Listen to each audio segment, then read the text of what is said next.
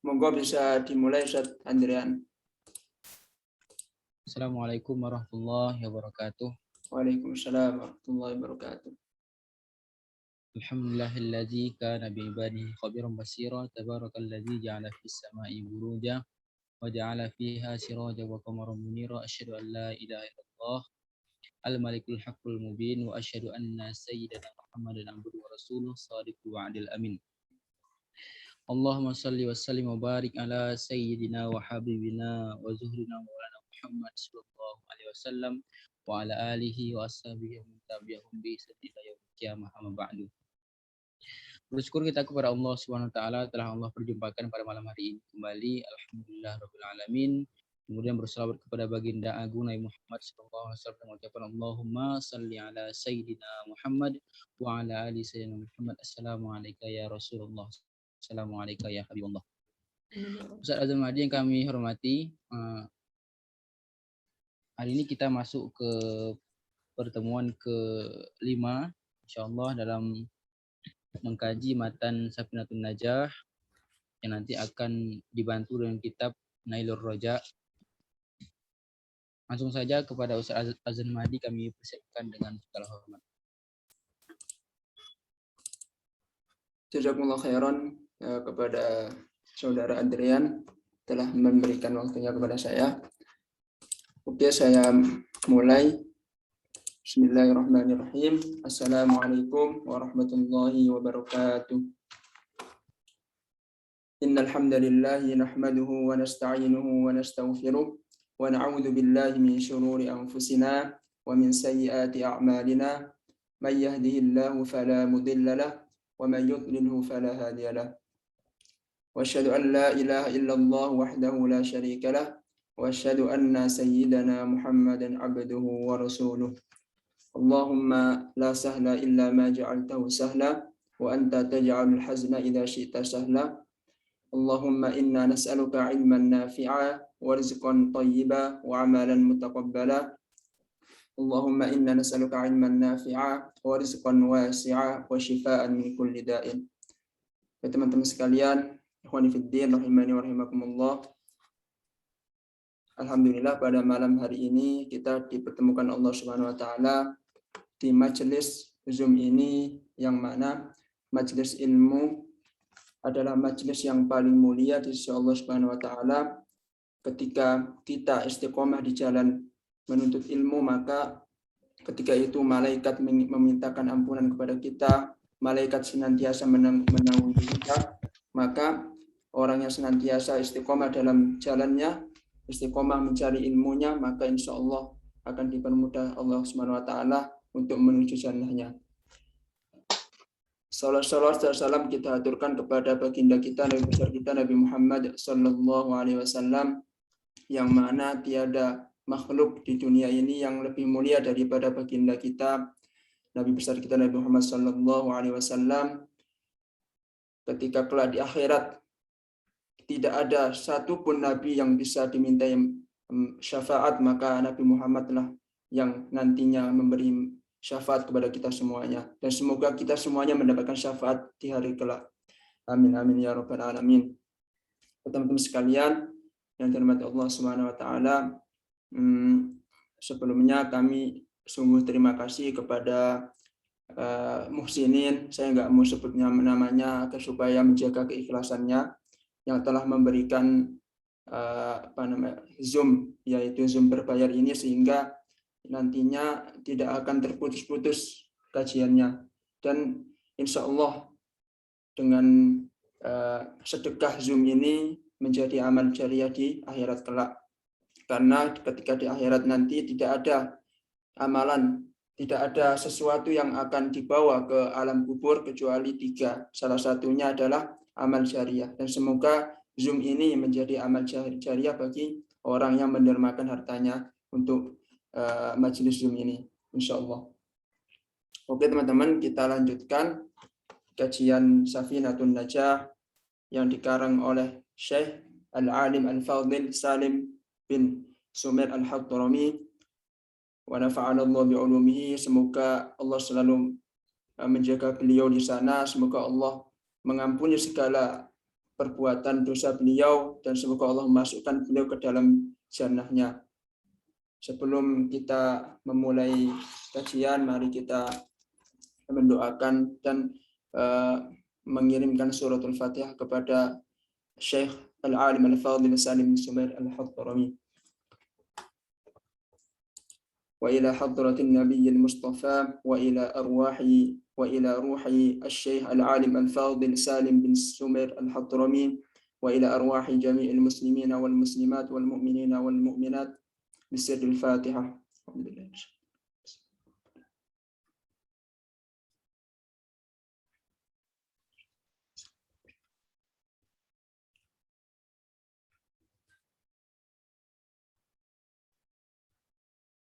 Amin amin ya rabbal alamin. Oke, langsung saja ya. Langsung kita memulai, yaitu faslun fi asbabit tayammum. Insyaallah pada malam hari ini kita akan membahas tentang tayamum. Akan tetapi tayamum ini sangat luas sekali pembahasannya. Kita nanti akan membahas tentang sebab-sebab tayamum, sebab-sebab diperbolehkannya tayamum, kemudian syarat-syarat diperbolehkannya tayamum, kemudian rukun daripada tayamum, kemudian pembatal-pembatal tayamum. Oke, kita mulai dengan fi asbabit tayamum, yaitu sebab-sebab dibolehkannya tayamum. Asbabut tayammumi salasatun. Sebab-sebab dibolehkannya tayamum itu ada 3. Faqdul ma'i. Yang pertama adalah tidak ada air. Wal maradu, kemudian sakit. Wal ihtiyaju ilaihi li'atashi hayawanin muhtaramin. Kemudian dalam keadaan tertentu kita membutuhkan air. Dalam keadaan tertentu kita membutuhkan air. Nah, maka air tersebut tidak boleh dipakai untuk bertayamum. Nah, nanti kita jelaskan ya, kalau misalkan kita kita artikan harf bi harfin, nggak akan nyambung. Misalkan ya wal ihtiyaju ilaihi, yaitu membutuhkan kepadanya. Li'atoshin, karena haus, hayawanin. Hayawan di sini bukan termasuk hewan ya, maksudnya orang yang yang hidup, muhtaramin, yaitu orang yang hidup tetapi dia muhtaram, dia mulia, artinya orang yang tidak melakukan hal-hal yang perbuatan keji. Nanti kita bahas apa artinya muhtaram, apa artinya ghairu muhtaram, nanti ada. Kita akan bahas yang pertama, yaitu faqdul ma'i. Apa itu faqdul ma'? Di kitab Nailur Roja karya Syekh As-Sayyid Ahmad bin Umar Asy-Syatiri disebutkan bahwasanya faqdul ma'i. Faqdul ma'i itu artinya al-adam, adamul ma'i, yaitu tidak adanya air, tidak adanya air. Wal ma'na annal awwala min asbabit tayammum. Artinya bahwasanya yang pertama dari sebab-sebab tayamum, faqdul ma'i hissan, tidak ada air, benar-benar tidak ada air seperti itu. Fatayammumul muhditsu wal junubu in tayaqqanahu. Maka ketika orang berhadas dan junub, kemudian ia tidak menemui air, maka ia hendaklah bertayamum. Walau bi khabari adadin 'inda ramli khilafan li Ibnu Hajar. Nah, jadi ketika seseorang tidak menemukan air, maka hendaknya diwajibkan ia untuk bertayamum. Misalkan kita berada atau bersafar di suatu tempat, kemudian kita tidak menemukan air, maka ketika itu kita berhadas ataupun ketika itu kita berjunub, nggak perlu kita mungkin hadasnya kita bersihkan dulu, kemudian habis itu setelah itu langsung kita bertayamum seperti itu. Kemudian di dalam kitab Al-Fiqhul Manhaji ala Madzhabil Imam Syafi'i karya 3 ulama Suriah, yaitu Dr. Mustafa Bugho, kemudian Dr. Mustafa Khin, kemudian Syekh Ali Asy-Syirbani. Di dalam fikih manhaji disebutin bahwasanya tidak ada air. Jadi ketika tidak ada air, kita dianjurkan untuk mencari dulu di sekitar kita. Nah, kalau nggak menemukan, kita meyakini bahwasanya di sana ada air, tapi jaraknya sangat jauh. Misalkan jaraknya 2,5 km. Jadi jaraknya itu 2,5 km. Dibolehkannya seorang bertayamum itu ketika jarak antara air dan orang tersebut itu 2,5 km paling minimal. Nah, baru dibolehkannya untuk bertayamum. Itu yang pertama. Kemudian yang kedua adalah wal maradu, yaitu sakit. Ya, sakit. Kita lihat al-ma'na an-natsani min asbabit tayammum, bahwasanya yang kedua dari sebab-sebab tayammum al-maradu al-hasilu aw al-mutawaqqi. Fatayammamul muhditsu wal junubu idza khafa min isti'malil ma'i ala nafsin. Nah, jadi ketika seseorang sedang sakit nih, qadarullah ketika sakit dia berhadas ataupun dia junub, maka karena takut terkena air, maka dia diperbolehkan untuk bertayamum. Kalau dia memaksakan untuk wudhu, maka dia malah berdosa karena dia menyiksa dirinya sendiri. Seperti itu. Au manfaatin adwin au tawli maddi marudin. Nah, atau sakitnya itu terlampau lama seperti itu. Kalau misalkan sakit pilek, sakit batuk, ya nggak perlu tayamum karena itu tidak memberatkan kita untuk wudhu. Misalkan sakit parah itu misalkan patah tulang, kan nggak boleh kan, lukanya dikenakan air kan nggak boleh. Atau misalkan kebakar, misalkan kulit kita sedang terbakar kan, diperban, nah itu kan nggak boleh kena air, maka kita diperbolehkan untuk bertayamum. Au ziyadatu au huduts syai'in fahish kataghayyuri launin min sawadin ila bayadi mathalan wa aksihi au nahwi au nahwulin ay raqatin ma'a rutubah au istihsyafin ay raqatin ma'a buyusah au thughrah tubqa au lahmatin tazid. Nah, misalkan lukanya itu terlalu parah, atau misalkan sampai dagingnya itu keluar atau tulangnya itu kelihatan, itu maka malah diwajibkan untuk bertayamum, karena ketika kita paksakan untuk wudhu atau terkena air, maka itu akan menyiksa diri kita sendiri. Maka seseorang yang sakit dan sudah mencapai sakit yang sangat parah, maka diperbolehkan untuk bertayamum.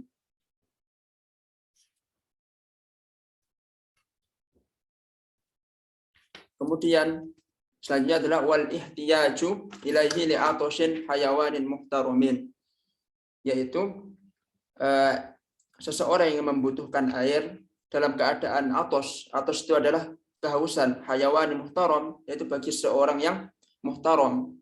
Al-muhtaram huwa alladhi yahrumu qatluhu. Nah, orang yang muhtaram ini orang yang tidak boleh dibunuh. Jadi misalkan orang yang baik-baik, orang yang rajin ke masjid, atau misal orang yang suka berbuat baik, suka bersedekah, itu orang yang diharamkan untuk dibunuh. Orang yang nggak pernah berzina, orang yang nggak pernah mencuri, kemudian orang yang nggak pernah minum khamr, itu nggak boleh dibunuh. Yaitu namanya orang muhtaram atau orang yang dihormati. Wal ma'na anna tsalitsa min asbab tayammumi al-ihtiyaju ila al-ma'i li'atashi hayawanin yahrumu qatluhu. Yang dimaksudkan sebab ketiga dari tayamum ini, yang diperbolehkan tayamum, adalah seorang itu ada air sebenarnya. Misalkan kita di suatu tempat, kemudian kita pergi perjalanan jauh, kemudian kita membawa air 1 botol. Nah, di sekitar kita nggak ada air sama sekali, misalkan di padang pasir nggak ada air sama sekali kecuali 1 botol tersebut. 1 botol itu digunakan untuk minum, satu-satunya minum ya di botol itu, tinggal itu kan. Maka kita tidak diperbolehkan untuk memaksakan diri untuk berwudu dengan air yang ada di botol itu, maka kita diperbolehkan untuk bertayamum. Kemudian bi ay yakhafa alaihi min al-'atashi maradun aw ghayruhu mimma sabab. Bi ay yakhafa alaihi min al-'atashi maradun aw ghayruhu mimma sabab. Jadi dikhawatirkan ketika ia memaksakan diri untuk mengambil air untuk berwudu, maka dikhawatirkan dia akan terjangkit sakit, dia akan sakit. Nah, maka diperbolehkan untuk bertayamum, sawa'un kana hayawan adamiyan aw ghayruhu. Baik manusia atau makhluk yang hidup itu manusia ataupun bukan manusia. Lahu amli ghairihi. air tersebut itu punya dia ataupun bukan punya dia. Wa sawa'un khafa 'alaihi halan ammalan wa in dhanna wujudal ma'i fihi. Wa sawa'un khafa 'alaihi halan ammalan wa in dhanna wujudal ma'i fihi. Baik takutnya itu khawatir sekarang ataupun nanti. Maksudnya misalkan kita kehabisan air, ya ada satu-satunya air itu. Nah, kita khawatir nih kalau misalkan kita pakai air tersebut untuk wudhu, maka akan kehabisan dan kita akan sakit atau kita akan meninggal di situ gara-gara air tersebut kita pakai untuk bertayamum. Nah, di sini ada contohnya bahwasanya maksudnya atos ini bukan kehausan ya, bukan hanya kehausan, tetapi di sini disebutkan al-ihtiyaju li bai'ihi. Di sini walaupun airnya banyak, tetapi air tersebut untuk dijual, misalkan 50 jerigen misalkan. Tapi 50 jerigen untuk dijual, maka lebih baik kita bertayamum. Kan itu kan air minum misalkan untuk dijual, bukan untuk dibuat wudhu. Terus kemudian li-ta'mihi atau untuk dirasakan, untuk diminum. Nah, yang telah dijelaskan tadi kan, karena kehausan nggak ada air sama sekali, maka diperbolehkan untuk bertayamum. Haulidainin atau untuk membayar hutang. Auli wasli najasatin atau untuk ini membersihkan najis. Misalkan kita membawa 2 botol. 1 botol air untuk ini untuk membersihkan najis, 1 botol lagi untuk minum. Lain 1 botol untuk dua-duanya ini nggak boleh dipakai untuk bertayamum karena untuk keperluan kita. Keperluan ketika nanti di padang pasir misalkan nggak ada batu, nggak ada apa, kan kita terpaksa memakai air yang kita bawa untuk membersihkan najis. Aw tatahharu bihi bil ihtiyaji ilaihi li syai'in mimma dzukir. Walau tatahharu bihi ma'al ihtiyaji ilaihi li syai'in mimma dzukir sahatuhu wa athama. Nah, kalau kita paksakan memakai air yang tadi itu yang kita sebutkan, yaitu air untuk dijual, kemudian air untuk diminum, atau air untuk membayar hutang. Ketika kita paksakan kita berwudu dengan air tersebut, ketika tidak ada air selain 3 air ini, tetap sah wudunya, tetapi berdosa. Ini berdosa. Maka Islam itu sangat indah ya. Kalau misalkan tidak ada air, maka diperbolehkan untuk tayamum. Air kan sumber kehidupan. Kalau kita tidak memakainya dengan baik atau ketika tidak ada air, maka diperbolehkan untuk bertayamum. Nah, di sini disebutin apa? Tadi kan muhtaram udah jelas. Muhtaram itu orang yang nggak boleh dibunuh. Tapi ada juga orang yang nggak muhtaram atau ghairu muhtaram. Ghairul muhtaram sitah, ada 6 orang yang bukan termasuk muhtaram. Atabi jawaban an su'alin muqaddar. Wa huwa annahu yufhamu min at-taqyid bil muhtaram. Langsung ke bawah, tarikus shalah. Yang pertama adalah tarikus shalah, yaitu meninggalkan salat. Jadi orang yang meninggalkan salat itu tidak disebut orang yang muhtaram atau orang yang dihormati. Nah, dalam hal ini tarikus shalah dalam mazhab Imam Syafi'i tetap dihukumin, ada 2 hukum. Yang pertama, dia dihukumin. Ini silakan dicatat ya, karena sangat penting ini. Di dalam mazhab Syafi'i, meninggalkan sholat itu, orang yang meninggalkan sholat itu ada 2 hukum. Hukum pertama adalah tetap dihukumin muslim selama dia meyakini bahwasanya sholat itu suatu kewajiban. Dia meninggalkan sholat karena dia malas. Itu masih dihukumin muslim, tapi dia fasik. Ketika dia mati, tetap dimandikan, dikafani dan dikuburkan sesuai sesuai tajhiz atau sesuai yang diadakan oleh orang Islam pada umumnya. Kemudian yang kedua, dihukumin murtad ketika meninggalkan sholat dengan menantang, dengan juhud, dengan sengaja menantang Allah bahwasanya sholat itu tidak wajib. Nah, kalau sudah berkeyakinan seperti itu, maka orang dihukumin sudah murtad atau keluar dari Islam. Itu menurut mazhab Syafi'i.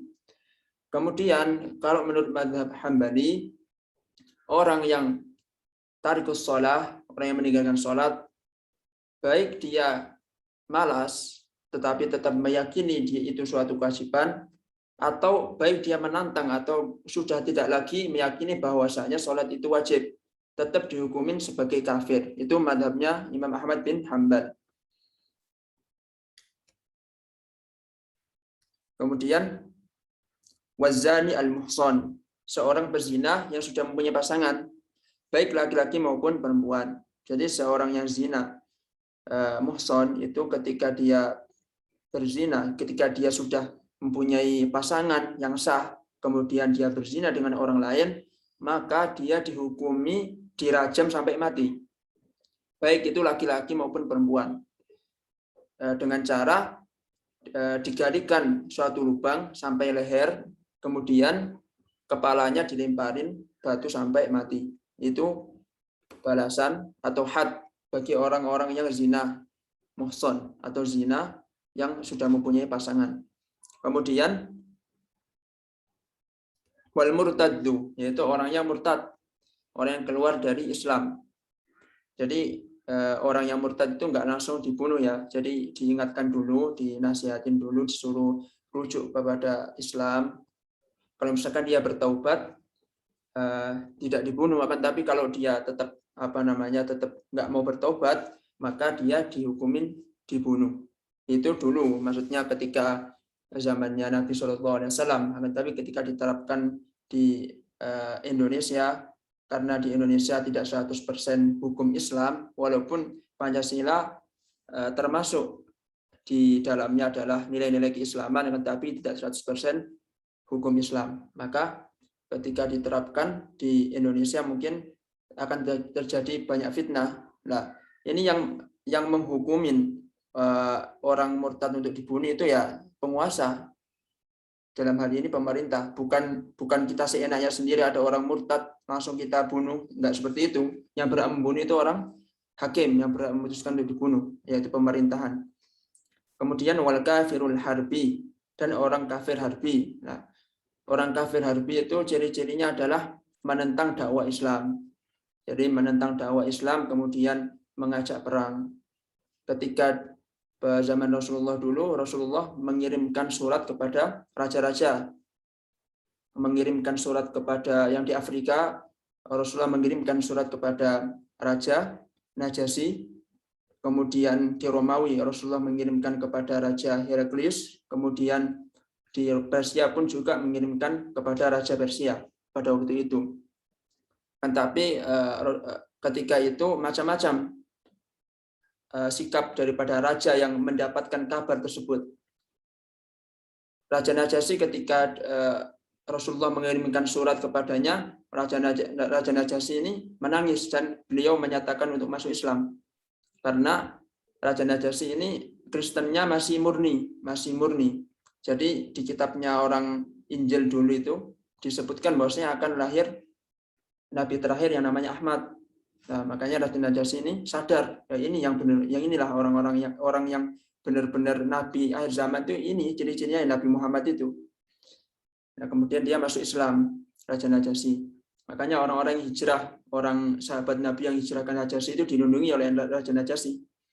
Kemudian reaksi daripada Heraklius, beliau sadar sebenarnya akan kebenaran Islam. Di kitabnya pun disebutin, bahkan ketika itu disebutkan dalam kitab Sirah bahwasanya Raja Heraklius ini sebenarnya sudah ada keinginan untuk masuk Islam dalam dirinya. Akan tapi karena gengsi, sudah mempunyai kekuasaan, maka dia malah menyombongkan diri karena tidak ingin lenyap kekuasaannya.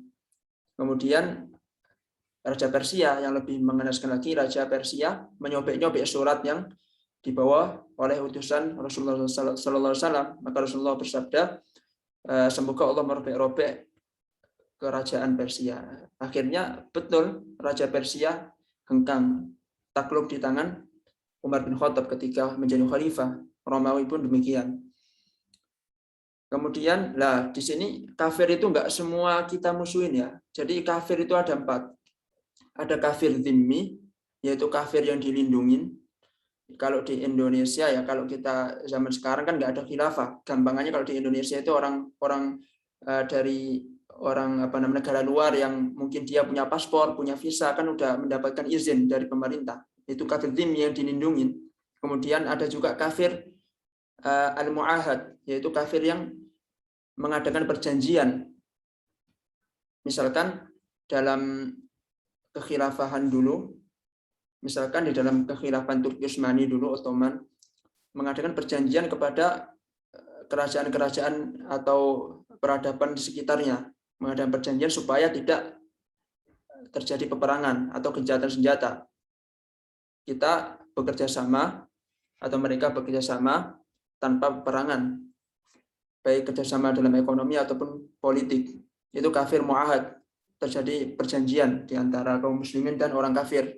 Itu nggak boleh dibunuh karena udah ada perjanjian. Kemudian ada juga kafir al-aman, yaitu kafir yang dijamin keamanannya. Itu juga nggak boleh dibunuh.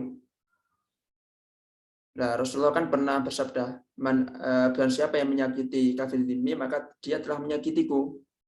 Maka ketika ada orang khawarij atau orang radikal membunuh sesama muslim, itu sesungguhnya dia telah menyakiti hati Rasulullah. Karena sesungguhnya orang kafir itu nggak semua harbi. Ada kafir dhimmi, ada kafir mu'ahad, ada kafir al-aman.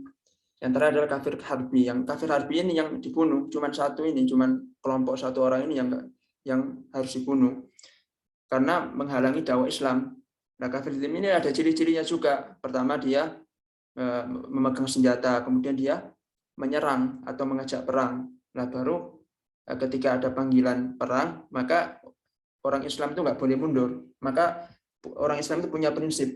Kalau misalkan orang Islam itu punya prinsip cinta perdamaian, tetapi kalau diserang ya harus nggak boleh mundur, harus kita lawan gitu. Sebagaimana dahulu ketika Indonesia dijajah oleh Belanda, ya kita ini ketika 1946 sekutu menyerang Surabaya, maka keluarlah fatwa resolusi jihad dari Syekh Hasyim Asy'ari yang mewajibkan bagi setiap muslim laki-laki yang balik, yang berakal untuk berjihad melawan sekutu. Nah, itu yang sebenarnya yang benar-benar jihad itu yang seperti itu, karena terpaksa. Jihad kan karena terpaksa, maksudnya karena emang sudah alami seperti itu. Karena diserang, orang umat Islam diserang, maka diwajibkannya berjihad, jihadud dafa. Makanya kalau zaman sekarang di Indonesia itu ya kurang cocok saja. Maksudnya di Indonesia itu sudah damai, sudah nggak ada peperangan, kok malah orang-orang itu sebagian kelompok ingin mengacaukannya seperti itu. Kan ini pemikiran-pemikiran yang nggak benar. Kemudian wal kalbul aqur, ya, yang termasuk ghairu muhtaram, hayawan ghairu muhtaram, makhluk yang hidup yang tidak dihormati, ya, yang tidak terhormat adalah anjing yang al-uqur, yaitu anjing yang galak, yang suka menggigit. Adapun kalau anjing yang biasa untuk melacak atau biasa untuk biasanya polisi kan bawa anjing itu untuk melacak maling, untuk melacak perampok, itu nggak masalah, bukan termasuk hayawan ghairu muhtaram. Tapi yang dimaksud anjing di sini ada anjing yang ini nggak bisa dijinakkan, atau anjing yang suka gigit orang dan lain sebagainya. Kemudian wal khinzir, yaitu babi. Nah, babi ini walaupun jinak itu tetap dihukumin sebagai ghairu muhtaram. Karena babi kan makanannya mohon maaf ya, tai kan. Jadi emang ghairu muhtaram gitu. Kemudian selanjutnya adalah syurutut tayammum 10. Syarat-syarat tayamum ada 10. Syurutut tayammumi 10. Syarat-syarat dibolehkannya tayamum ada 10. Yang pertama ayyakuna biturabin. Hendaklah dengan pasir, ya. Hendaklah dengan pasir. Al-ma'na anna al-awwala min syurutit tayammum qawluhu biturabin ala ayyi launin kana. Nah, di sini syarat yang pertama, syarat tayamum yang pertama adalah kaunuhu biturabin, harus dengan pasir. Pasir apapun, mau warnanya putih, mau warnanya merah, mau warnanya hitam, yang penting pasir, maka diperbolehkan untuk dipakai untuk tayamum. Walau walau muhraqan baqiya ismuhu, walaupun pasir tersebut sisa daripada kebakaran. Ya, misalkan ada rumah kebakaran, kemudian pasirnya itu terkena bara, terkena sisa-sisa daripada kebakaran tersebut, maka diperbolehkan untuk dipakai untuk tayamum. Aw makhluqan binahwi khallin jaffa, atau tercampur dengan sesuatu yang kering. Wa in taghayyara ta'muhu aw launuhu aw rihuhu, walaupun pasir tersebut berubah rasanya, berubah warnanya, berubah baunya. Aw ardata turabin aw ghairu dzalika min kulli ma lahu ghubarun hatta ma yudawa bihi. Nah, jadi di sini disebutkan juga wa ghubarir ramli al khashan la bil hajaril mashub wala bi ardatil khashab wala bima la yalsaqu min at-turabi bil adwi li nadawatihi aw nu'umatihi. Nah, di sini disebutin bahwasanya pasir yang boleh dipakai untuk bertayamum itu pasir yang kasar. Jadi misalkan batu dihancurkan kemudian dihaluskan, itu bukan termasuk pasir, nggak boleh dipakai untuk bertayamum. Yang boleh dipakai untuk bertayamum adalah pasir yang murni di tanah, bukan batu yang dipecahkan atau dihaluskan. Wala bi ardatil khashab, bukan juga pasir yang rumah rayap. Jadi rumah rayap biasanya kan ada seperti pasir, jadi bentuknya kan seperti rumah gitu, kalau dihancurkan seperti pasir lah, itu nggak boleh dipakai untuk bertayamum karena itu rumahnya rayap, bukan pasir, bukan murni pasir.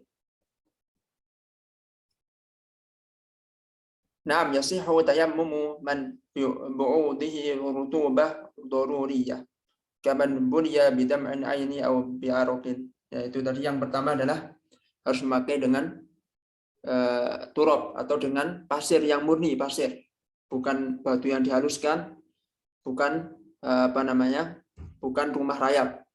Walaupun pasir tersebut warnanya merah, warnanya putih ataupun warnanya hitam, boleh dipakai untuk bertayamum. Yang penting pasir murni. Kemudian yang kedua adalah wa ayyakuna turabu tahiran. Jadi pasirnya harus suci.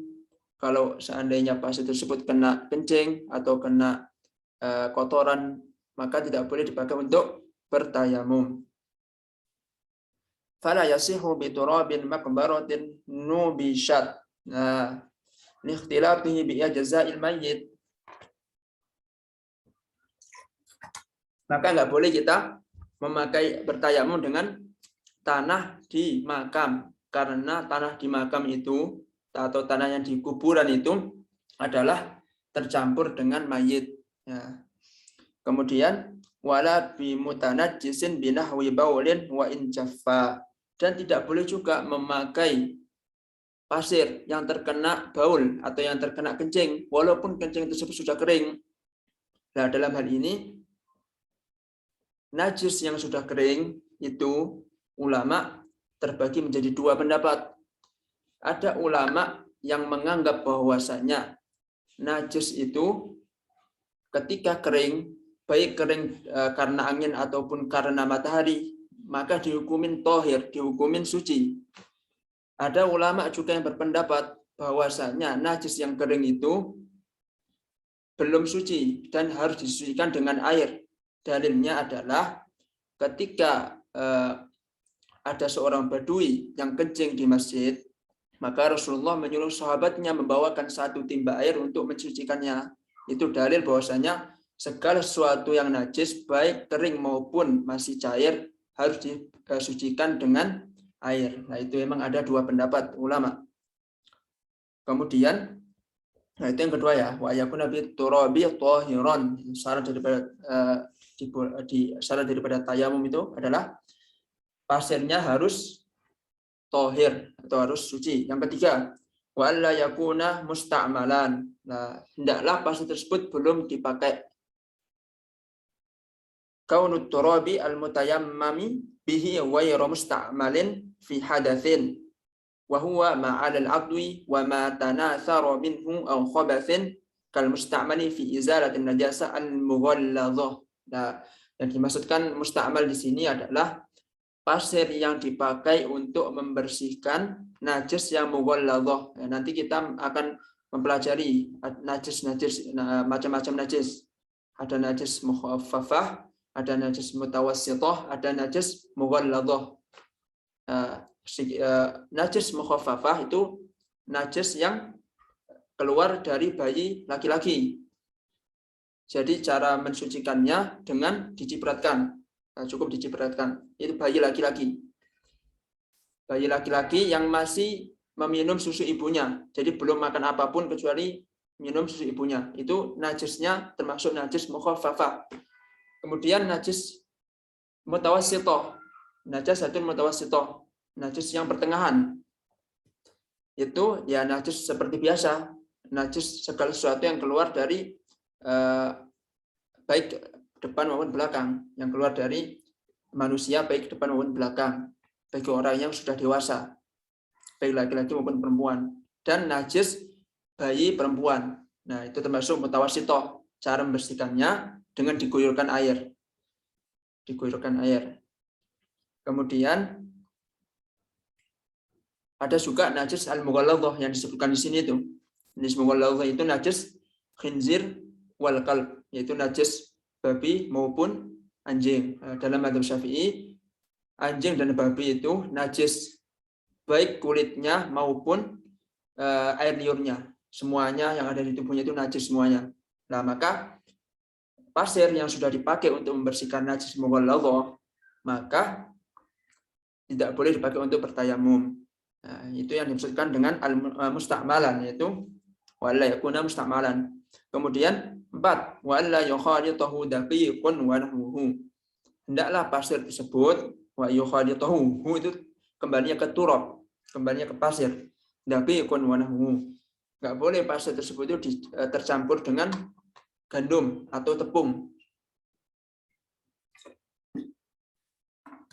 Kaunut turabil mutayammami bihi khalitan bi alla yukhalitahu daqiqun wa jissun aw nahwuhuma walau qalilan. Nah, jadi walaupun tercampur sedikit ya, pasir tercampur misalkan tercampur dengan sedikit daripada tepung, nggak boleh dipakai untuk bersuci atau bertayamum. Maka harus murni pasir, nggak boleh tercampur dengan tepung. Kemudian yang kelima, wa ayyaqsidahu. Qasdul mutayammimit turabah bin naqli walau bi fi'li ghairihi bi idnihi wa yaqsidahu. Adalah dengan maksudnya. Maksudnya itu apa? Yaitu maksud al mutayammim bit turab bin naqli walau bi fi'li ghairihi bi idnihi walau sabiyan aw kafiran aw haidan 'inda ramli khilafan ibn Hajar wala budda min niyyatil adin. Nah, maksudnya wa yaqsidahu di sini adalah binakli turab, yaitu mengambil pasir seperti ini kan, seperti ini, mengambil pasir dari baik dari dinding maupun dari tanah, gini atau gini boleh juga. Nah, di sini disebutkan wa yaqsidahu, jadi boleh diambilkan. Nah, misalkan tangan kita sedang terluka, boleh diambilkan dengan teman kita atau dengan saudara kita, baik saudara kita itu kafir maupun sedang haid, itu boleh mengambilkan pasir ke kita atau membantu kita untuk bertayamum. Itu pendapatnya Imam Amr ar-Ramli. Tapi kalau pendapatnya Imam Ibnu Hajar al-Asqalani nggak boleh. Jadi harus orang muslim dan nggak haid, harus keadaan suci. Yaitu memang perbedaan di antara mazhab Syafi'i. Jadi mazhab Syafi'i itu ada imam namanya Imam ar-Ramli, ada Imam Ibnu Hajar al-Asqalani. Dua-duanya bermadzhab Syafi'i. Nah, dua-duanya biasanya di dalam kitab Nailur Rojaih ini banyak mengutip dua ulama ini. Kalau enggak Imam ar-Ramli, ya Imam Ibnu Hajar al-Asqalani. Ada juga kitab di kitabnya Kifayatul Akhyar, kayak karangan Syekh Taqiyuddin. Di situ juga ada dua ulama besar juga yang dulu pernah saya sebutkan, bahwasanya ada imam namanya Imam An-Nawawi, ada Imam Ar-Rafi'i. Nah, kalau di kitab ini ada Imam Ar-Ramli, ada Imam Ibnu Hajar al-Asqalani. Nah, semua imam itu imam mujtahid, tetapi bukan mujtahid mutlak, artinya mujtahid madhab. Jadi mujtahid itu ada dua, ada mujtahid mutlak, ada mujtahid madhab. Mujtahid mutlak itu ya 4 madhab itu, Imam Hanafi, Imam Maliki, Imam Syafi'i, Imam Ahmad bin Hanbal atau Imam Hambali. Itu mujtahid mutlak. Jadi mereka langsung istinbat ahkam atau menyimpulkan hukum-hukum Islam itu langsung kepada sumbernya, yaitu Al-Quran dan As-Sunnah, ditambah qiyas dan ijma'. Kalau mujtahid madhab, mereka berijtihad tetapi masih nongkrong, masih mengikuti imamnya. Misalkan dalam madhab Hanafi ada imam namanya Imam Muhammad bin Hasan Asy-Syaibani. Beliau murid Imam Hanafi. Beliau mujtahid, akan tetapi setiap ijtihadnya itu yang nggak beda-beda amat lah sama imamnya. Kebanyakan mayoritas dari pendapatnya sama dengan Imam Hanafi, ada beberapa hal yang mungkin beda. Kemudian ada juga Imam Maliki yang bermadhab Maliki. Murid-murid daripada Imam Maliki mereka bermadhab Maliki. Ada juga Imam Syafi'i, ada banyak sekali yang saya sebutkan tadi, termasuknya Imam Nawawi yang paling masyhur di kalangan Syafi'i adalah Imam Nawawi. Beliau adalah mujtahid, tapi bukan mujtahid mutlak, mujtahid madhab. Beliau masih numpang kaidah usul fikihnya dari Imam Syafi'i. Kemudian ada juga Imam Hambali atau Imam Ahmad bin Hanbal. Yang paling terkenal adalah Ibnu Qudamah Al-Hambali. Beliau bermadhab Hambali. Beliau mujtahid tapi bermadhab Hambali, masih numpang kaidah usul fikihnya kepada Imam Ahmad bin Hanbal, walaupun ada beberapa kaulnya yang berbeda dengan Imam Ahmad bin Hanbal, tapi tidak beda jauh. Kemudian yang keenam, syarat daripada diperbolehkannya syarat daripada tayamum adalah wa yamsaha wajhahu wa yadayhi bi darbataini. Harus 2 kali pukulan, maksudnya 2 kali pukulan. Misalkan nawaitu istibahata as-shalah, atau saya berniat diperbolehkannya salat. Niatnya itu ketika membasuh muka. Seperti ini.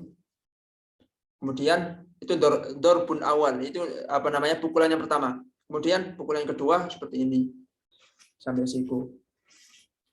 Itu namanya dorbataini. Jadi setiap mau mengusap kepala 1 kali, kemudian ketika mau mengusap tangan juga pukulan 1 kali, jadi 2 kali. Jadi nggak sah misalkan cuma sekali di awal langsung muka dan tangan, itu nggak sah.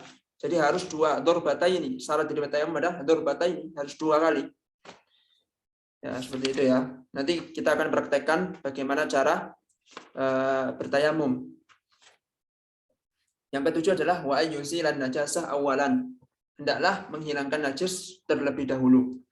Yazalatu najasatil badanil ghairil ma'fuwi anha qablahu in amkanat. Wa illa fayasihu tayammumuhu ma'aha inda Ibni Hajar wa yusalli salata faqidit tahuraini inda ramli wa yajibu alaihi al-qada'u indahuma. Izalatu najatil badanil ghairil ma'fuwi anha qablahu in amkanat. Jadi harus sebelum bertayamum itu harus menghilangkan najisnya dulu yang ada di badan, Wa illa, kalau tidak menghilangkan najis, fayasihu tayammumuhu ma'aha inda Ibnu Hajar, maka tetap sah tayamumnya menurut Ibnu Hajar. Wa yusalli salata faqidit tahuraini inda ramli, kemudian dia salat setelah bertayamum, kemudian salat. Wa yajibu alaihi al-qada' indahuma. Kemudian ketika seseorang itu belum menghilangkan najis, langsung bertayamum dan sholat, tetap sah, sholatnya tetap sah. Tetapi wajib untuk diqadha ketika nanti ada air dan najisnya sudah hilang, sudah dibersihkan dengan air. Itu menurut Ar-Ramli dan Ibnu Hajar Al-Asqalani. Seperti itu ya. Jadi yang ketujuh adalah yuzilan najasa awalan, harus menghilangkan najis dulu. Yang ke-8, syarat dari bertayamum wa yajtahida fil qiblati qablahu. Nah, kalau mau bertayamum kita harus berijtihad dulu. Mana sih kiblatnya? Nah, kalau orang Indonesia mudah saja. Kalau mau mengincar kiblat, arah matahari terbenam. Arah matahari terbenam di barat. Maka agak serongkan ke kanan. Itulah kiblat. Serong ke kanan dikit. Cara mengetahui kiblat itu ada 4. Cara mengetahui kiblat itu ada 4. Sebentar.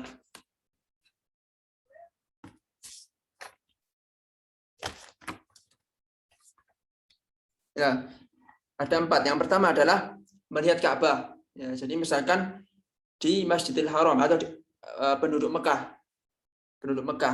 Jadi gampang cara melihat kiblatnya itu, misalkan seseorang yang tinggal di perbukitan, tinggal melihat mana sih Ka'bahnya di sebelah mana. Tinggal mengarahkan ke Ka'bah. Nggak ada menghadap ke barat, nggak ada. Di Mekah itu ya dimanapun Ka'bah, mau menghadap selatan, utara, tergantung keberadaannya dia, yang penting menghadap Ka'bah. Jadi kiblat itu bukan hanya ke barat ya, menghadap ke Ka'bah. Orang Indonesia kan biasanya mindset kiblat kan Ka'bah, karena mindset kiblat kan arah ke barat ya, karena memang di Indonesia memang timurnya Ka'bah. Jadi orang Indonesia menghadap ke barat. Tapi sebenarnya bukan ke barat pas ya.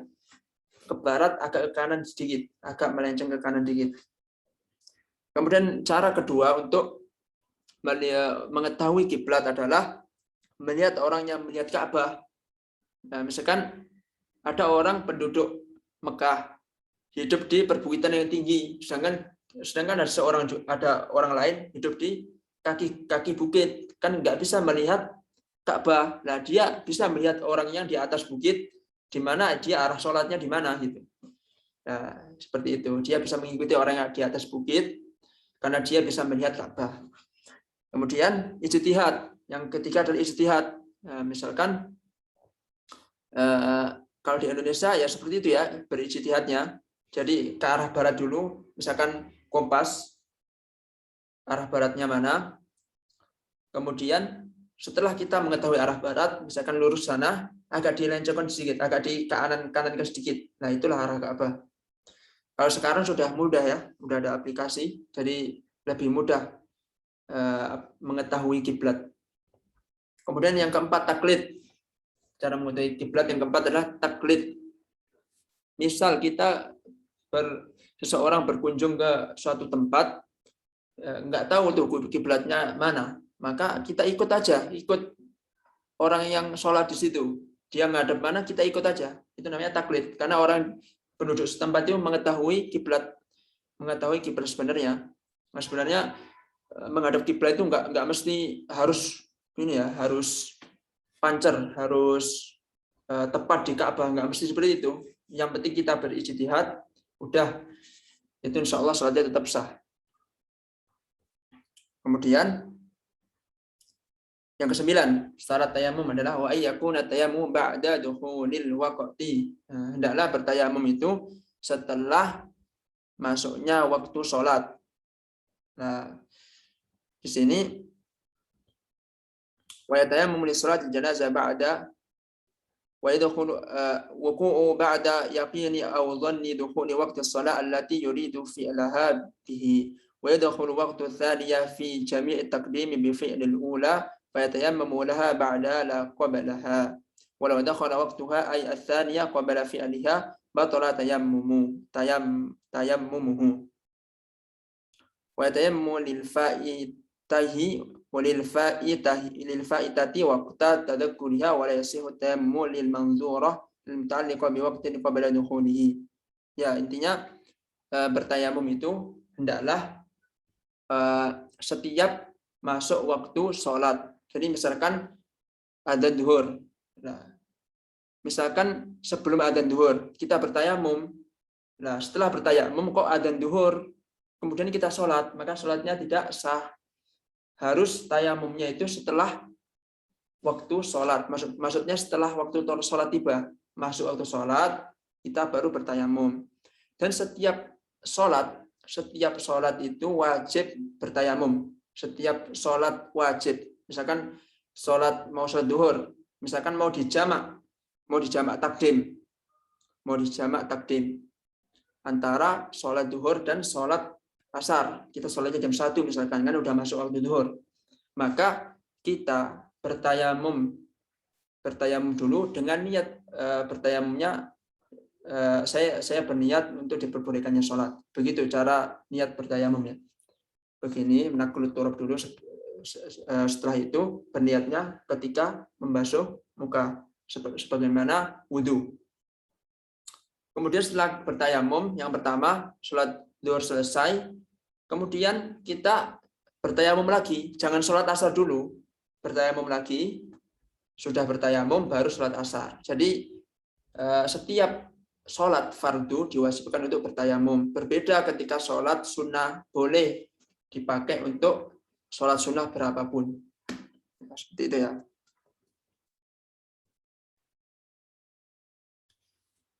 Yang 10, wa yatayammama likulli fardin. Nah, ini yang saya sebutkan tadi ya. Hendaklah bertayamum di setiap sholat fardu.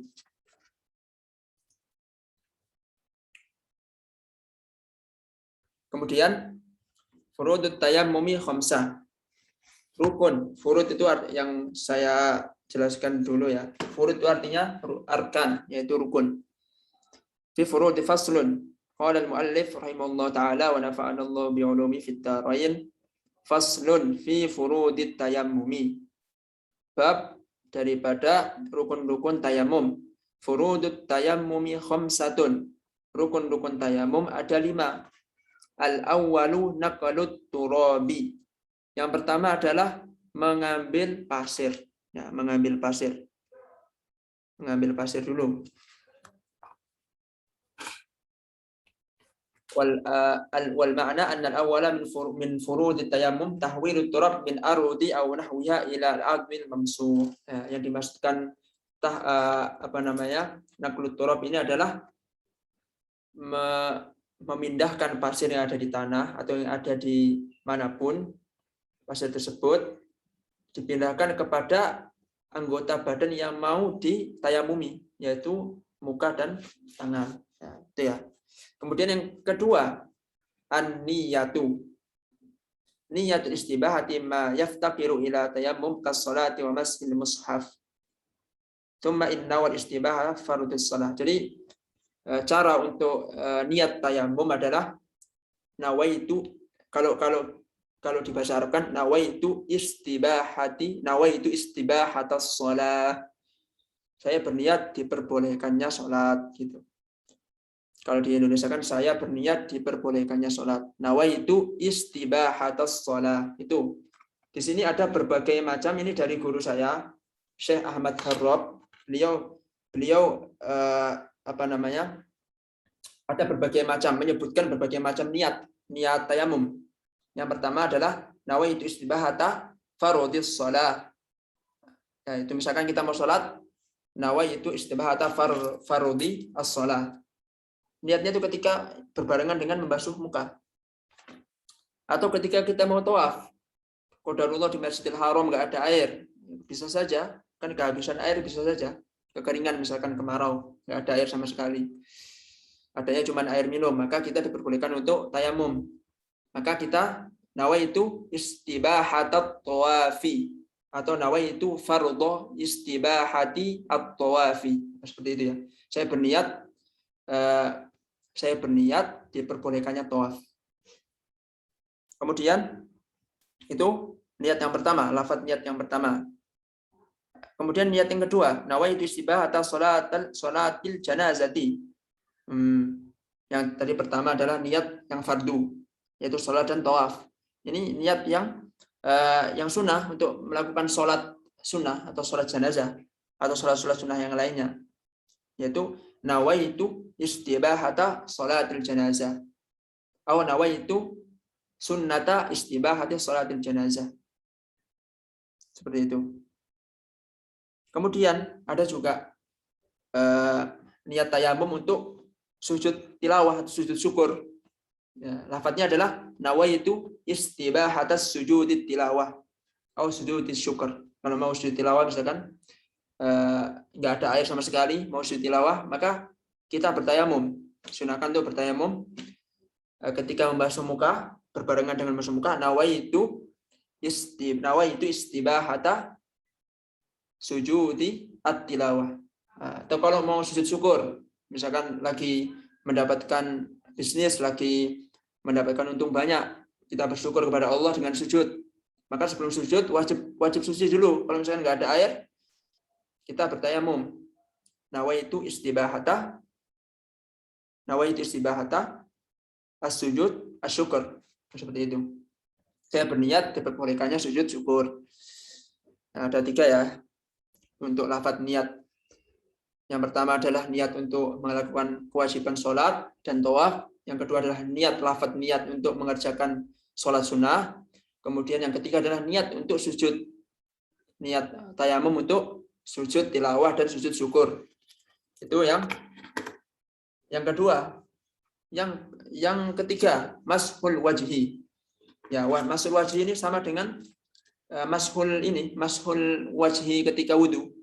Membasuh muka ketika wudu, yaitu dari rambut awal tumbuhnya rambut sampai dagu sini, kemudian dari telinga kanan sampai telinga kiri harus kena semua. Bahkan bibir pun harus dikenakan.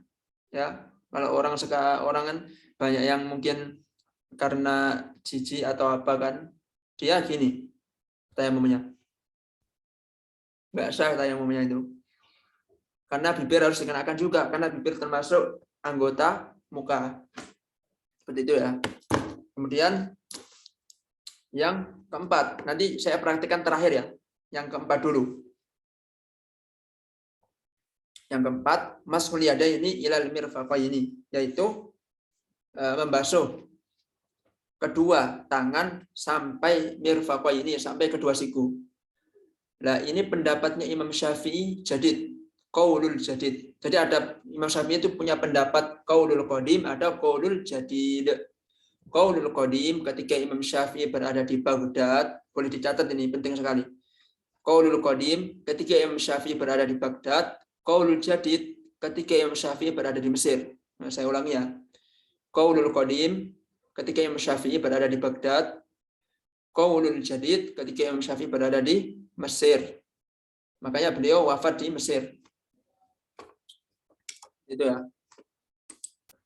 Nah, qaulul qadimnya Imam Syafi'i itu tayamum itu cukup sampai ini ku'ain atau kedua pergelangan tangan sampai ku'ain. Itu qaulul qadim atau perkataan yang lama, pendapat yang lama di Baghdad. Kemudian dinasahkan, Imam Syafi'i merevisi. Entar, saya kasih dalilnya dulu ya. Kenapa Imam Syafi'i qaulul qadimnya kok memakai bertayamum cuman sampai lengan sini, cuman sampai ku. Dalilnya adalah wasariqu wasariqatu faqatu aydiyahuma.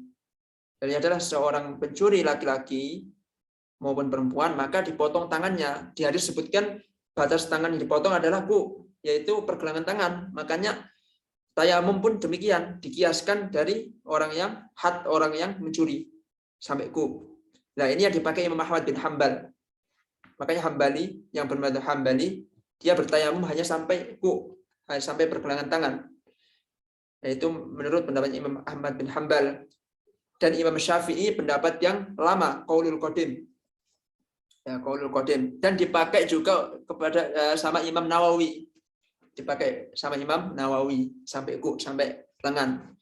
Tetapi Imam Syafi'i sudah merevisi pendapatnya ketika di Mesir, yaitu tayamum mashul yadaini ya sampai mirfaqaini, karena tayamum itu sebagai pengganti wudu dan nggak boleh keluar dari wudu tersebut. Wudu kan tangan sampai siku-siku, maka tayamum pun wajib dengan sampai siku-siku. Ya, seperti itu.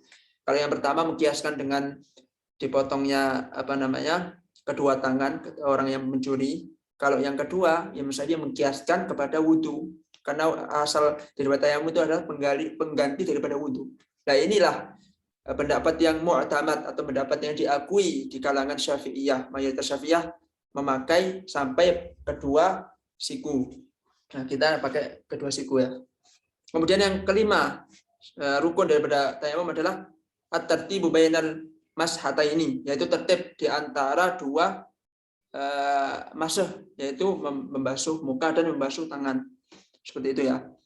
Nah, ini saya kasih contoh. Saya kasih contoh tayamum menurut madhab Syafi'i. Nah, seperti ini. Ini ya. Kita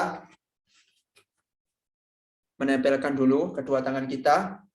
Ini mohon diperhatikan di di tanah atau di dinding. Bismillah. Sunahnya di Bismillah dulu ya. Bismillah. Disunahkan meringankan pasir yang ada di tangan.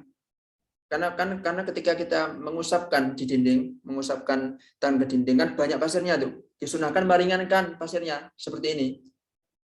Nah, kemudian setelah itu kita sambil berbarengan dengan pertama kali kita membasuh muka seperti ini, kita berniat nawaitu istibahata as-shalah. Misalkan mau sholat, kalau misalkan mau tawaf, nawaitu istibahata at-tawaf. Kalau mau sholat jenazah, nawaitu istibahata sholat jenazah. Kalau mau sujud syukur, nawaitu istibahata sujud syukri atau sujud tilawah.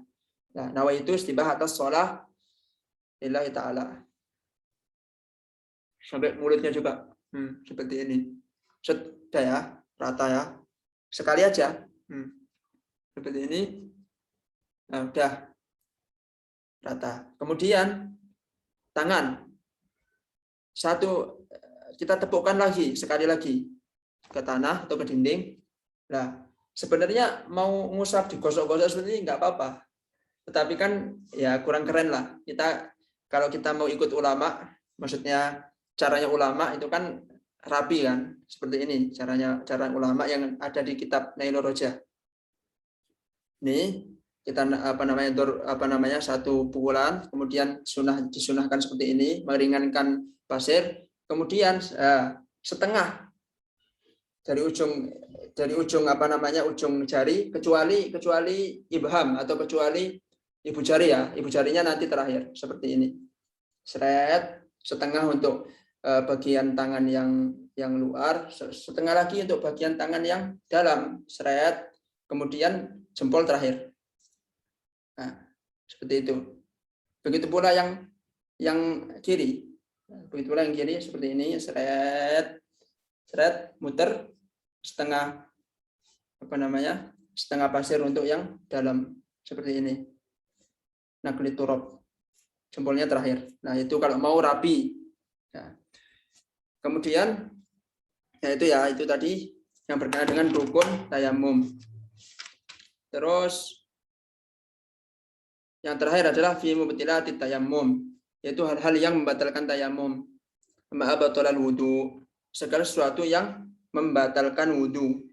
Jadi segala sesuatu yang membatalkan wudu itu juga membatalkan tayamum. Nah, kita merosiah dulu apa kemarin yang membatalkan wudu itu ada 4. Ada 4 yang membatalkan wudu itu ada 4. Mari kita tengok. Nawaitul wudu arba'ah. Yang pertama adalah keluarnya sesuatu dari 2 lubang, baik lubang depan maupun lubang belakang. Ya. Kemudian yang kedua, zawalul aqli binaumin, yaitu hilangnya akal dengan tidur. Dengan tidur yang nyenyak atau dengan tidur yang terbaring. Kalau tidur dengan duduk dan tidak berpindah-pindah tempat, maka enggak batal wudunya. Kemudian yang ketiga adalah bertemunya 2 kelamin walaupun tidak mengeluarkan air mani, ya. Itu termasuk pembatal wudu. Yang keempat adalah memegang kemaluan manusia, ya, memegang kemaluan manusia dengan telapak tangan. Itu ya. Yang membatalkan wudu sama juga yang membatalkan tayamum, tapi yang tayamum ini ditambah 2, yaitu riddah murtad. Ya, orang yang murtad itu batal tayamumnya. Wa tawahhumul ma' in tayammama li faqdihi. Nah, ini penting ini, harus saya bacakan syarahnya. Yang mubtilati tayamum yang terakhir.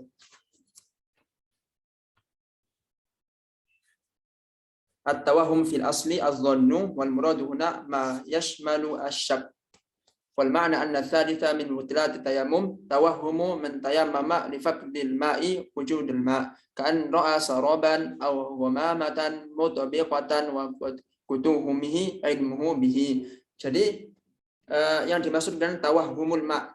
Tawahhum itu artinya tadzonna yazun, yaitu prasangka adanya air. Intayamama li faqdihi, ketika bertayamum karena tidak ada air, dia menyangka ini di sekitar sini itu ada air, tapi malah dia bertayamum, maka itu salah satu pembatal tayamum. Jadi seperti itu.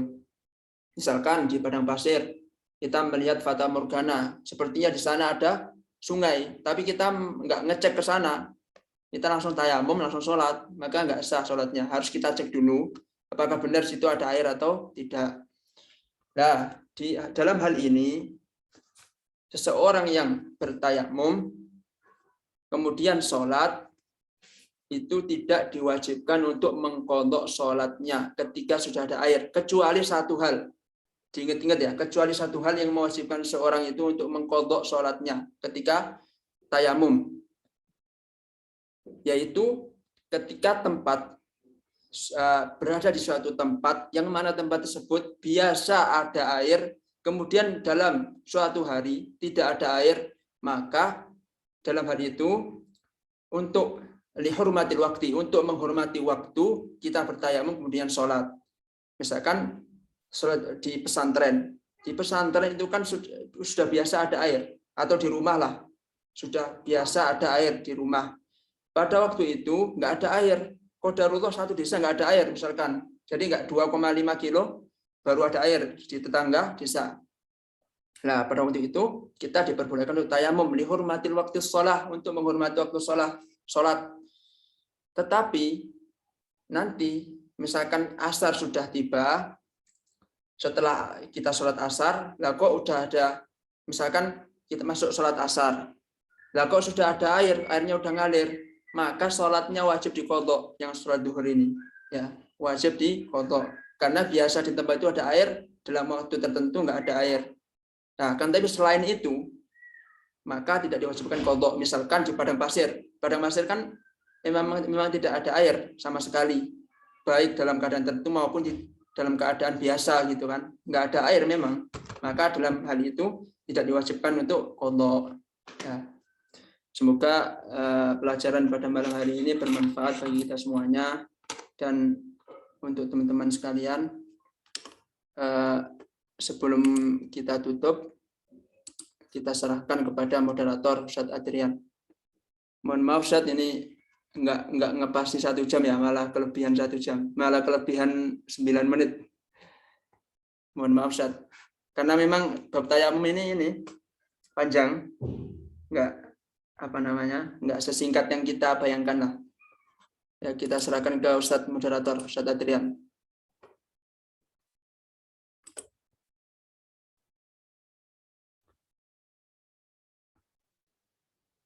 Insya Allah. Andaikan 5 jam pun kita masih sanggup nih, Ustaz. Masya Allah. Dan kita tadi minta sama yang muhsinin 1,5 jam Ustaz buat Zoom ini. Oh, kita ya. akan. Oh, berarti untuk kedepannya 1,5 jam. 1 jam 15 menit untuk kitab, 15 menit lagi untuk diskusi. Oh ya, siap. Ya, nanti untuk ini ya, untuk pekan depannya insya Allah 1 jam 15 menit insya Allah.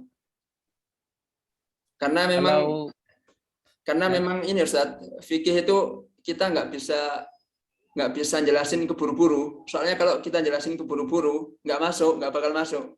Jadi mending agak lama, dikit-dikit masuk di pikiran, terus setelah pelajaran dibaca lagi, itu lebih masuk daripada kita ini beriin semuanya malah nggak ada yang masuk kan. Baik Ustaz, untuk semua yang ada di ruang Zoom dipersilakan untuk bertanya. Imawati Nurtriani, Ufti Dwi, atau Ahina Muhammad Nur Hadi. Itu ada yang bertanya Ustaz di chat. Ya, mau Anda bacain atau gimana Ustaz? Ya, saya baca sendiri. Bismillah, izin bertanya Ustadz, bagaimana cara bertayamum dari hadas besar, misalnya junub atau haid? Apakah debu tadi kita gosokkan ke seluruh tubuh atau bagaimana? Syukron. Nah, untuk ini, misalkan kita di padang pasir nih, nggak ada. Kalau misalkan kita berhadas, kan harus, kalau kita berhadas nggak ada air kan, kita disunahkan ya atau dianjurkan lah pakai batu kan. Istinjaknya pakai batu. Tapi qadarullah misalkan nggak ada batu, nggak ada apapun yang untuk nggak ada apapun untuk kita membersihkan hadas kita, maka nggak apa-apa. Dihormati waktu sholat, kita tayamum dalam keadaan junub, dalam keadaan berhadas, nggak apa-apa. Tayamumnya tetap sah, sholatnya tetap sah, tapi nanti ketika ada air wajib diqadha. Nah ini keadaan yang selanjutnya apa namanya, yang khusus ya. Tadi kan ada keadaan yang diwajibkan qadha tadi, yang tempatnya sering ada air, tapi dalam keadaan tertentu nggak ada air, diwajibin qadha. Dalam hal ini pun diwajibin qadha juga. Saya tadi lupa menyampaikannya. Ya, dalam keadaan ini wajib qadha juga. Dihormati waktu sholat. Jadi ketika junub atau berhadas, nggak ada air atau nggak ada alat untuk untuk kita bersihkan. Ya bukan berarti ketika junub pasirnya kita siramkan ke yang najis, enggak seperti itu. Cukup tayamum itu membersihkan, ganti daripada mandi dan wudhu tayamum itu. Jadi tetap sah sholatnya, tapi nanti ketika ketika udah ada air wajib diqadha seperti itu. Mandi dulu, membersihkan hadas dulu, wudhu, kemudian sholat. Seperti itu. Dan ada pertanyaan lain?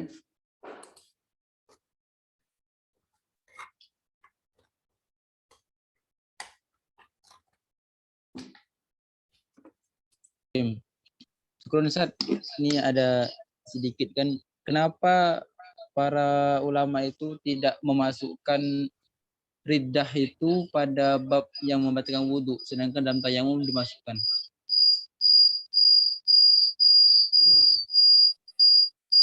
Oh, itu pertanyaan berat itu. Ya, saya belum tahu jawabannya, Ustaz. Mungkin pertanyaan lain aja.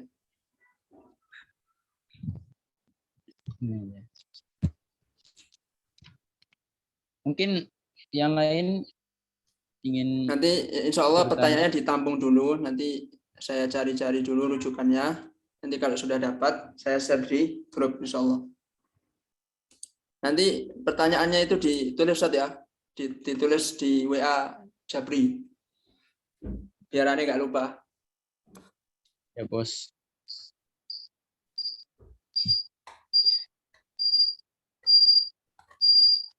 Mungkin selama Ustadz mondok di Jawa kemarin atau udah sampai di Jordania, ada amalan-amalan dari guru atau syekh gitu untuk memantapkan hafalan atau memudahkan ilmu masuk dalam dada kita, gimana Ustadz? Itu biasanya guru saya itu berpesan kan, dikutip dari perkataannya Imam Syafi'i. Imam Syafi'i ketika itu mengeluh kepada kepada gurunya Waqi', syakautu ila Waqi' su'a hifdzi. Saya mengeluh kepada guru saya Waqi' tentang jeleknya hafalan saya. Diriwayatkan Imam Syafi'i itu padahal cuman melihat betisnya wanita yang tersingkap, nggak sengaja. Karena itu saja Imam Syafi'i hafalannya hilang. Karena itu saja loh, apalagi zaman kita kan yang penuh dengan fitnah. Fa arsyadani ila tarkil ma'asi. Maka guru saya memberikan resep untuk supaya meninggalkan maksiat. Karena ilmu itu adalah cahaya. Bi anna ilma nurun wa nurullahi la yuhdal asi. Dan cahaya Allah itu tidak diberikan kepada orang yang bermaksiat. Jadi intinya amalan ya kita nggak lepas dari maksiat, akan tetapi kita berusaha untuk meninggalkan maksiat. Kita misalkan bermaksiat ya, kita sebagai seorang yang tidak maksum, misalkan kita bermaksiat, baik maksiat mata, pendengaran, atau maksiat pikiran pun akan dihisab di akhirat. Maka guru saya ketika di pesantren berwasiat kepada santri-santrinya, setiap Anda bermaksiat 1 kali, maka istighfarilah 100 kali. Istighfarilah 100 kali. Begitu pula sebenarnya Allah itu kita beristighfar sekali itu sudah mengampuni dosa kita. Allah itu sudah mengampuni dosa kita. Tetapi dosa kita itu terlampau banyak. Makanya salah satu resepnya adalah 1 maksiat diistighfari sebanyak-banyaknya. Atau ditargetkanlah 1 maksiat diistighfari 100 kali. Nggak apa-apa menentukan suatu bilangan untuk berzikir itu nggak ada masalah, bukan sesuatu yang bid'ah. Karena dulu para tabi'in, para sahabat pun menghitung zikirnya, menghitung dengan kerikil. Itulah dalil diperbolehkannya menghitung zikir. Tidak ada batasan untuk berzikir. Makanya kalau ada orang yang membid'ahkan berzikir, membid'ahkan misalkan orang yang berzikir 100 kali, membaca kalimat la ilaha illallah 100 kali atau membaca istighfar 100 kali dibid'ahkan, lalu amalan apakah yang sesuai sunnah? Karena gimana ya? Orang berzikir itu kan mengingat Allah. Bagaimana seorang yang mengingat Allah itu dibid'ahkan? Ya kan nggak masuk akal. Padahal zikir itu kan sudah dilakukan oleh para ulama-ulama terdahulu kan. Bahkan Imam Ahmad bin Hambal pun ketika sholat pun dihitung ratusan kali beliau sholat, dihitung sama Imam Ahmad bin Hambal. Nah, makanya nggak apa-apa kita mentargetkan supaya rapi, kita setiap kali kita bermaksiat kita istighfari 100 kali atau kalau bisa lebih. Kalau bisa istighfari 100 kali dan banyak-banyak bersolawat, karena nanti di akhirat yang bisa memberi syafaat ya Rasulullah. Makanya sebagai sarana agar supaya kita dipermudah Allah untuk mendapatkan syafaatnya Rasulullah ya dengan memperbanyak salawat, karena Allah sendiri sama malaikat pun bersalawat kepada Nabi. Innallaha wa malaikatahu yusholluna 'alan nabi ya ayyuhalladzina amanu shollu 'alaihi wa sallimu taslima. Nah, Allah sama malaikat saja bersalawat kepada Nabi.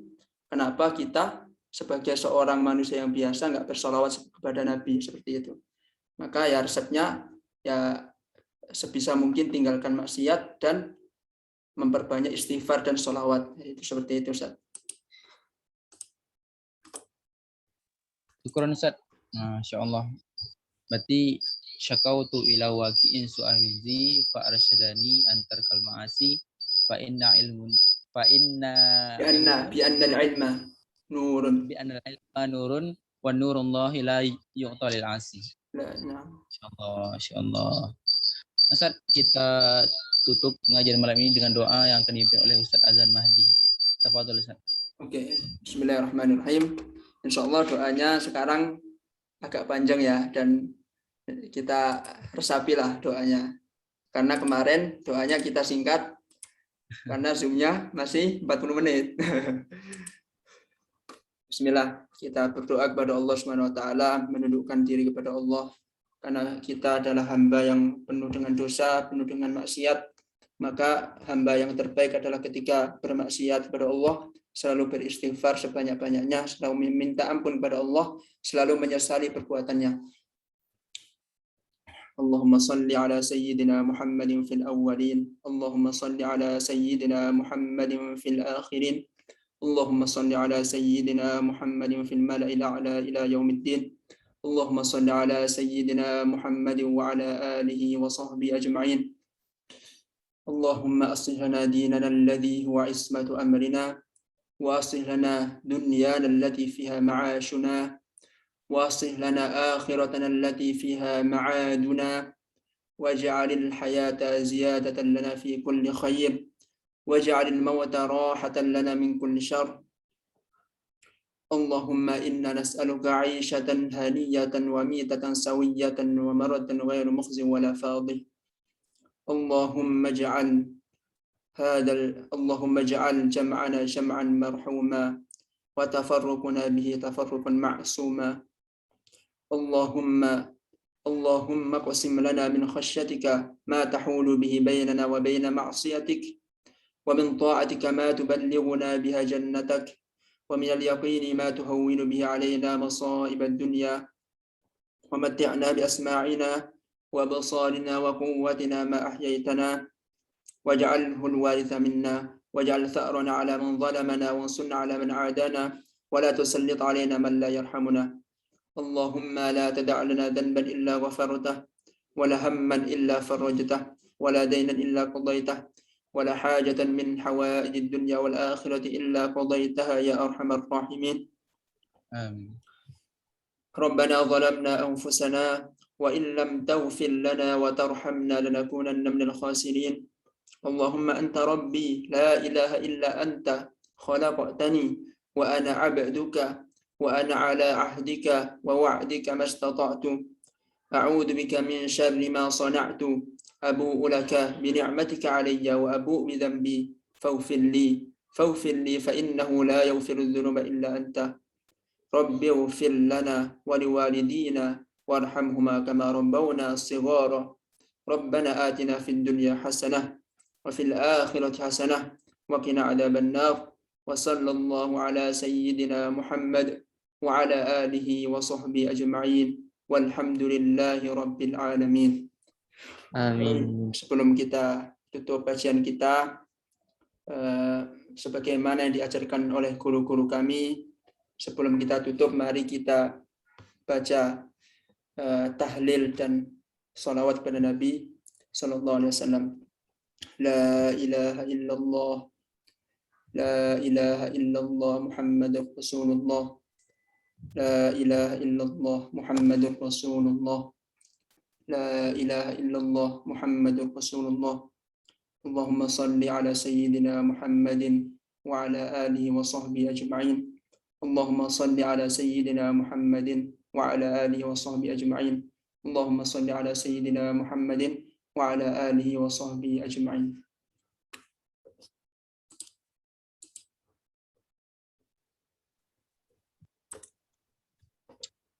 Sudah, Ustaz? Sudah, Ustaz. Baik. Syukron kepada Ustaz Azan Mahdi telah meluangkan waktunya untuk memberikan ilmunya kepada kami semua. Semoga ini menjadi saksi dan bukti nanti di hari kiamat bahwa beliau telah mengajarkan ilmu-ilmunya. Amin ya Rabb. Allahumma inna nas'aluka ilman nafi'an wa rizqan thayyiban wa amalan mutaqabbala. Amin ya Rabb. Allahumma inna na'udzubika min ilmi la yanfa' wa min nafsin la tashba' wa min qalbi la yakhsha wa min du'a ila yusma. Dan untuk yang lainnya, mari kita ajak teman-teman lain yang mungkin banyak teman-teman kita yang berstatus mahasiswa tetapi sangat jauh dari nama fikih. Nah, kita ajak lagi teman-teman kita untuk masuk ke akun Zoom pada pekan depan insyaallah. Saya mengundurkan diri. Assalamualaikum warahmatullahi wabarakatuh. Waalaikumsalam warahmatullahi wabarakatuh. Sebagai tambahan Ustadz, kalau kita kan termasuk saya ini kan masih tahapan belajar lah. Bukan berarti saya sebagai sumber kebenaran. Jadi teman-teman, ketika perkataan saya atau pendapat saya ada yang menyelisihi daripada ulama atau menyelisih daripada Al-Quran dan Sunnah, silakan diingatkan. Karena kita sama-sama belajar. Makanya ketika ada pertanyaan, ada beberapa pertanyaan yang mungkin mohon maaf masih saya cancel, masih saya cari-cari dulu. Saya nggak tahu jawabannya, ya saya lebih berhati-hati. Karena memang ilmu kan bersanad. Ilmu bersanad. Karena Imam Malik dan Imam Ahmad bin Hanbal pun ketika beliau ditanya berbagai macam persoalan, maka beliau cuma bisa menjawab beberapa saja, dan jawaban yang paling simpel adalah wallahu a'lam, hanya Allah yang tahu. Ya karena kita nggak ada yang maksum, nggak ada yang bisa menguasai seluruh ilmu kecuali Rasulullah Shallallahu Alaihi Wasallam.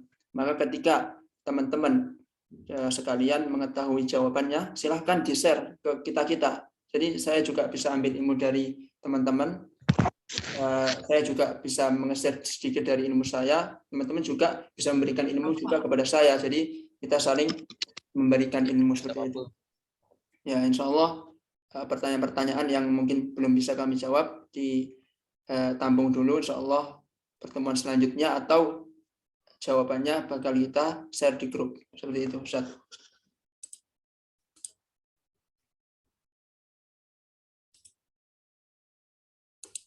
Ustaz bisa screenshot nggak, Ustaz?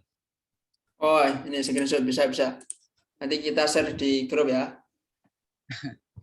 Untuk Dwi sama Fitriani buka video.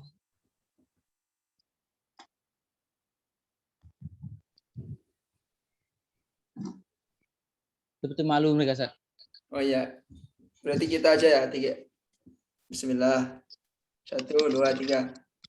Bentar. Bentar, Ustaz, bentar. Saya nyalakan lampu dulu. Nur Hadi Narsis. Oh, malah jelek gini. Nah.